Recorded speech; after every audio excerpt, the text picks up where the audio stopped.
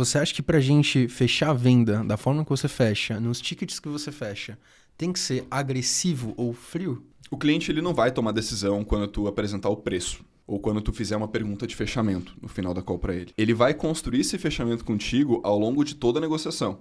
Então não é o hackzinho ou ser mais agressivo no final que vai fazer com que o cliente feche. É tu entender o que o cliente quer comprar e relacionar essas necessidades com a solução que tu oferece. E no final, tu tem que fechar as portas uma de cada vez. O próximo passo tem que estar sempre muito claro. E aí, essa agressividade, o quão agressivo a gente tem que ser, depende muito da quantidade de camadas decisórias que a empresa tem. Se eu estou lidando com um profissional liberal, que a decisão está só na mão dele, eu posso ser mais agressivo e tentar um fechamento na própria reunião. Agora, na medida que a gente fecha negócios maiores, que a gente entra no mercado de serviço, mercado de indústria, tecnologia, que tem... Às vezes tu está falando com um gerente que tem um diretor comercial, tem o CEO, tem um conselho por trás. Tu não vai conseguir ser agressivo e fechar a venda em call com o diretor comercial. Ele tem até certo ponto o poder de influência sobre aquela decisão.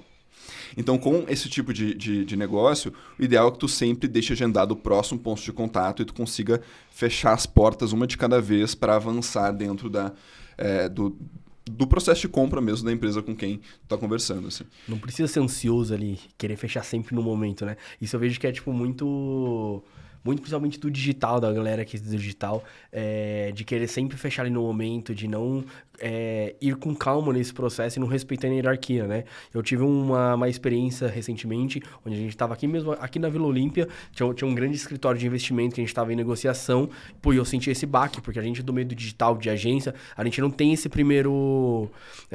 muito esse feeling dessa hierarquia de gestão. E ali eu fiz uma reunião primeiro com um cara aqui sênior, e aí depois foi ali com o diretor dele, ainda tinha que passar pros donos e tudo mais. Falei assim, caraca, já tô na terceira reunião aqui, não tô avançando. Quanto que eu avanço normalmente, mas é comum isso, né? Sim, exatamente. O digital, ele lida muito com profissionais liberais, com empresas, com empresas que o fundador ou fundadora, a infoprodutora, é a pessoa que está ali à frente de todas as calls tomando a decisão. Quando tu consegue reunir o único sócio ou mais de um sócio na reunião de fechamento, tu pode naturalmente ser mais agressivo e tentar buscar o fechamento ali. Agora, quando tem camadas maiores de tomada de decisão, em maior quantidade, se torna muito mais difícil de fazer isso sem que a pessoa fique desconfortável. Inclusive, para conseguir lidar com o influenciador da tomada de decisão sem chegar no decisor e avançar o negócio é muito difícil. Tu precisa saber o motivo pelo qual aquele projeto é importante para a pessoa. O que o gerente quer conquistar? O que ele está sendo cobrado? O que acontece se ele não resolver esse problema? Normalmente a gente tem a visão de que fechamentos, vendas B2B, elas são muito mais frias e muito menos emocionais. Tu concorda com isso? Acho que a condução do processo ela precisa ser muito racional no que diz respeito a respeitar que vendas é um processo. Não pode fazer só no freestyle ou levar só na emoção. Mas a emoção ela tem que estar presente, porque tu não vai conseguir fazer com que a pessoa saia daquele estado, saia da inércia, sem entender o motivo pelo qual ela aceitou o convite de conversar contigo, o que ela está precisando resolver, quais são as consequências de ela não resolver aquele problema. Então, existe um casamento entre a racionalidade e a emoção no processo de vendas. Eu tendo a conduzir de forma racional da minha parte, para que eu respeite o processo, mas tentando acessar o lado emocional do cliente para que ele esteja comprado com a ideia próximo a mim durante o processo de decisão e que eu consiga conduzir isso para um fechamento no final.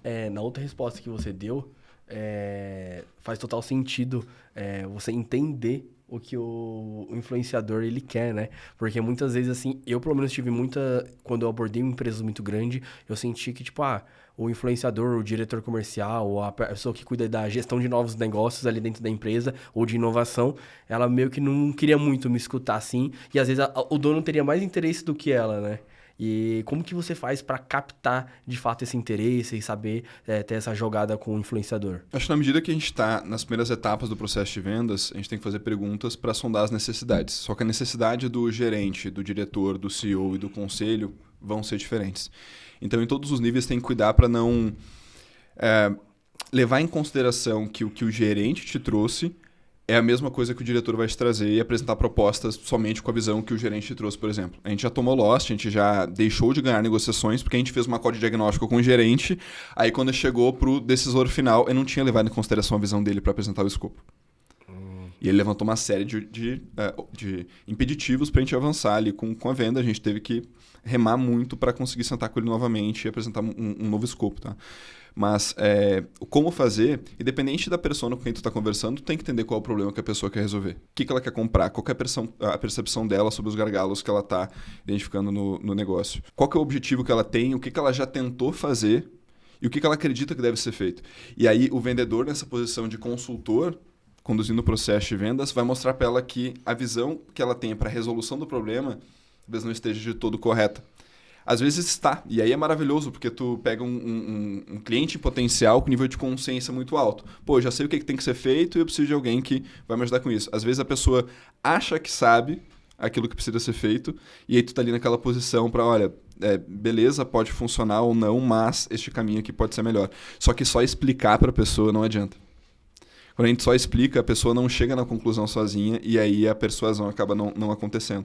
Então, conduzir a venda de forma racional, através de perguntas, respeitando o processo, faça com que tu consiga acessar esse nível mais emocional e que tu consiga transitar entre todas as perguntas que precisam ser feitas para acessar esse nível mais emocional do cliente.